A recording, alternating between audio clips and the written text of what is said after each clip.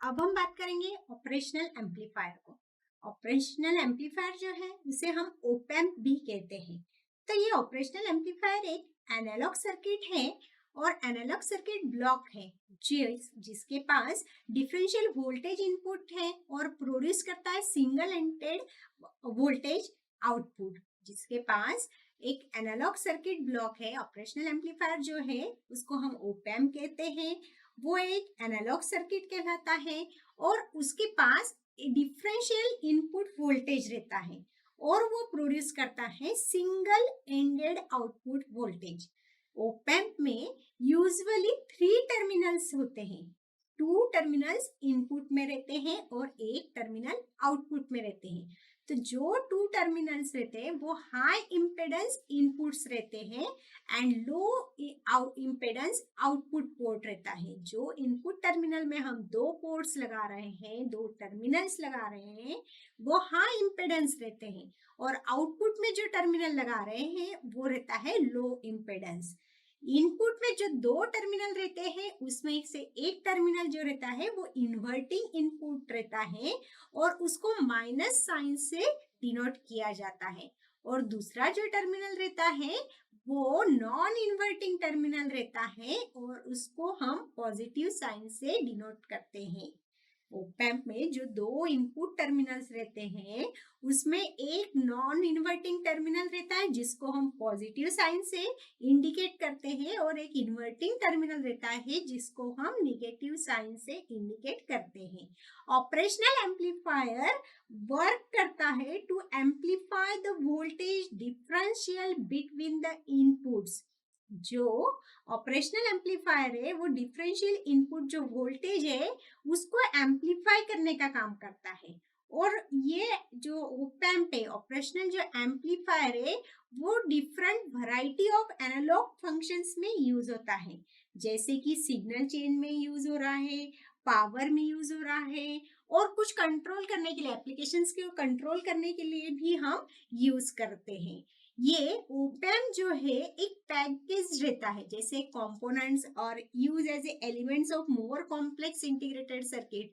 जो बहुत complex ICs रहती है, कॉम्प्लेक्स इंटीग्रेटेड सर्किट्स रहते हैं, वहां पे भी एक एलिमेंट जैसा काम यहाँ पे ओपैम्प का रहता है। ओपैम्प एक one type of differential amplifier भी रहता है, उसको हम एक टाइप का डिफरेंशियल एम्पलीफायर भी कह सकते हैं। उसकी जो अदर टाइप से डिफरेंशियल एम्पलीफायर के, जैसे कि फुल्ली डिफरेंशियल एम्पलीफायर रहता है जिसमें op-amp with a differential rather than the single ended output रहता है। और दूसरा रहता है इंस्ट्रूमेंटेशन एम्पलीफायर जिसमें ऑलरेडी यूजुअली वो बिल्ट होता है फ्रॉम द 3 ओपैम्प से। इंस्ट्रूमेंटेशन जो एम्पलीफायर हम यूज करते हैं वो 3 ओपैम्प को मिला के हम यूज करते हैं। एक रहता है आइसोलेशन एम्पलीफायर, इसमें galvanic isolation between the input और आउटपुट में रहता है। और एक निगेटिव फीडबैक एम्पलीफायर रहता है, इसमें एक और 2 ओपैम्प को मिला के एक रेजिस्टिव फीडबैक नेटवर्क बनाया जाता है और वो हम यहाँ पे यूज करते हैं निगेटिव फीडबैक एम्पलीफायर के तरीके से। ऑपरेशनल एम्पलीफायर इलेक्ट्रॉनिक सर्किट्स में बहुत जगह पे, बहुत डिवाइसेस में हम इसका यूज करते हैं। तो उसके डिफरेंट एडवांटेजेस है, जैसे कि ऑपरेशनल एम्पलीफायर यूज करने से हमें ऑपरेशनल एम्पलीफायर की वजह से वो in the form of integrated circuits हम स्पेस रिड्यूस कर सकते हैं, उसको in the form of integrated circuit हम यूज कर सकते हैं। नॉइज कम हो सकता है, उसकी वजह से जो एक्स्ट्रा एरर आ रही है वो रिड्यूस कर सकते हैं। और ये वाइडली अवेलेबल रहते हैं हमें एक काउंटलेस सिलेक्टेबल परफॉर्मेंस लेवल पे to meet the every applications needs. जितने भी इलेक्ट्रॉनिक डिवाइसेस है, गैजेट्स है, जो भी हमें एप्लीकेशन नीड्स रहती है उसको हमें डिजायर्ड परफॉर्मेंस लाने के लिए हम ओपैम्प यूज करते हैं। Opamp have the broad applications रहते हैं, जैसे ओपैम्प जो है एक ब्रॉड रेंज में ही उसका यूज होता है, जैसे की building block in many analog applications में, जैसे फिल्टर डिजाइन्स में हम यूज करते हैं उसको, वोल्टेज बफर्स में यूज करते हैं, कंपैरेटर सर्किट्स में हम ओपैम्प्स यूज करते हैं और बहुत सारे इलेक्ट्रॉनिक डिवाइसेस में हम ओपैम्प का यूज करते हैं। In the addition, most of companies provide the simulation support. Simulation support के लिए जो कंपनीज में यूज होता है, जैसे कि पी स्पाइस मॉडल्स के लिए हम इसका डिजाइन कर सकते हैं, और to validate their operational amplifier designs before the building real designs. अगर रियल डिजाइंस बनाने से पहले उसको वैलिडेट करने के लिए हम ओपेम का यूज करते हैं in the P spice models में, और ये P spice models most of industries में यूज होता है। जैसे उसके एडवांटेजेस है ऑपरेशनल एम्पलीफायर के, वैसे कुछ लिमिटेशंस भी है। तो लिमिटेशंस जो है to using the operational amplifier, वो इंक्लूड करता है the fact they are the analog circuit. Operational amplifier हम एनालॉग सर्किट की तरह यूज करते हैं, and require designer that understand the analog fundamentals. इसलिए जो डिजाइनर है उसको जहां पे भी जिस एप्लीकेशन में ओपेम का यूज करना है, ऑपरेशनल एम्पलीफायर का यूज करना है, उसको एनालॉग फंडामेंटल्स को डिटेल स्टडी करना पड़ता है। उसके सारे फंडामेंटल्स जो है एनालॉग के, उसको क्लियर करने पड़ते हैं, जैसे कि लोडिंग है, फ्रीक्वेंसी रिस्पॉन्स है, स्टेबिलिटी क्राइटेरिया है। ये सारे फंडामेंटल्स एनालॉग के क्लियर होंगे, कंफर्म होंगे, उसके बाद ही डिजाइनर ओपेम का यूज कर सकता है। It is not the uncommon to design the seemingly simple opamp circuit. Simple opamp circuit भी हम कॉमनली यूज नहीं कर सकते हैं जब तक हमें सारे स्पेसिफिकेशंस एनालॉग सर्किट्स के और फंडामेंटल्स क्लियर नहीं होते हैं। ओनली सिंपल ओपेम सर्किट हम यूज कर सकते हैं जहां पे find the oscillating circuits. Oscillating circuits में भी हम ओपेम का यूज कर सकते हैं। Due to the some of the key parameters, the designer must understand how those parameters play into their design। जैसे कि फ्रीक्वेंसी रिस्पॉन्स है, स्टेबिलिटी है, तो ये सारा डिजाइनर को डिसाइड करना पड़ता है कि ये पैरामीटर्स डिजाइन में ओपेम के साथ किस टाइप से हम उसको यूज कर रहे हैं, किस टाइप से उसका रिक्वायरमेंट ले रहे हैं।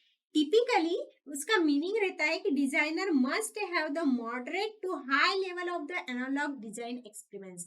इसलिए जब ओपेम यूज करना है तो डिजाइनर को बहुत हाई लेवल का एक्सपीरियंस चाहिए एनालॉग डिजाइंस का, एनालॉग सर्किट डिजाइंस का, तभी वो ओपेम को यूज कर सकता है। तो ये सबसे बड़ा लिमिटेशन है ऑपरेशनल एम्पलीफायर का। अब देखते हैं कि कंस्ट्रक्शन कैसा रहता है ऑपरेशनल एम्पलीफायर का। हम कंस्ट्रक्शन देखते हैं।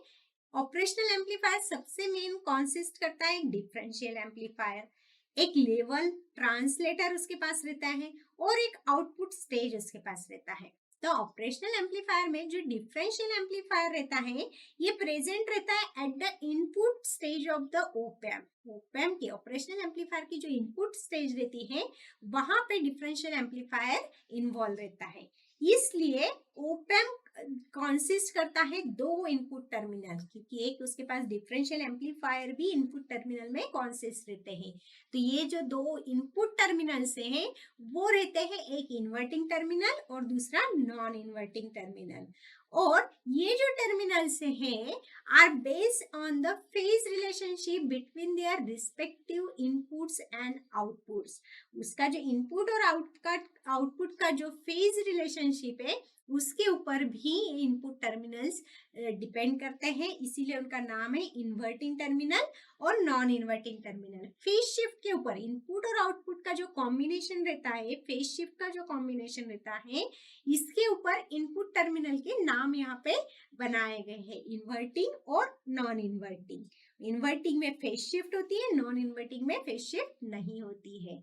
तो ऑपरेशनल एम्पलीफायर जो है, ये एक direct coupled high gain multi stage differential amplifier है, और वो वेरियस एक्शंस परफॉर्म करता है, वेरियस मैथमेटिकल ऑपरेशंस परफॉर्म करता है, जैसे कि additions, subtractions, multiplications, differentiations, integrations etcetera.